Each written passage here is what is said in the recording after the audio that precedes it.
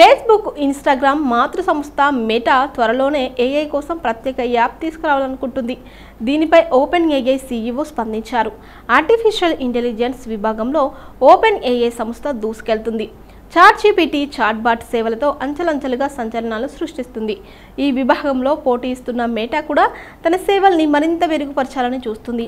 ఇందుకోసం ప్రత్యేకంగా meta AI యాప్ను విడుదల చేసేందుకు సన్నాహాలు చేస్తుందన్న వార్తలు చక్కర్లు కొడుతున్నాయి.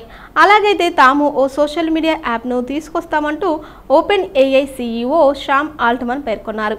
ఓపెన్ ఏఐ మైక్రోసాఫ్ట్ లానే మెటా కూడా ఏఐ చాట్‌బాట్ ప్రీమియం వెర్షన్ను తీసుకురావాలని యోచిస్తున్నట్లు సిఎన్బిసి తన నివేదికలో వెల్లడించింది. రెండవ త్రైమాసికంలో ప్రత్యేక యాప్ విడుదల చేయాలనుకుంటుందని పేర్కొంది. దీనిపై ఆల్ట్మన్ ఎక్స్ వేదికగా స్పందించారు. ఫేస్బుక్ ఏఐ యాప్ను తీసుకురావాలని చూస్తుంటే మేము కూడా సోషల్ మీడియా యాప్ను తీసుకొస్తాం, అప్పుడు ఫన్నీగా ఉంటుంది అని ఆల్ట్మన్ పేర్కొన్నారు.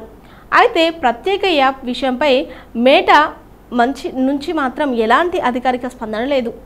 ఐపీఓకు బిగ్ బాస్కెట్, త్వరలో క్విక్ ఫుడ్ డెలివరీ విభాగంలోకి ఎంట్రీ.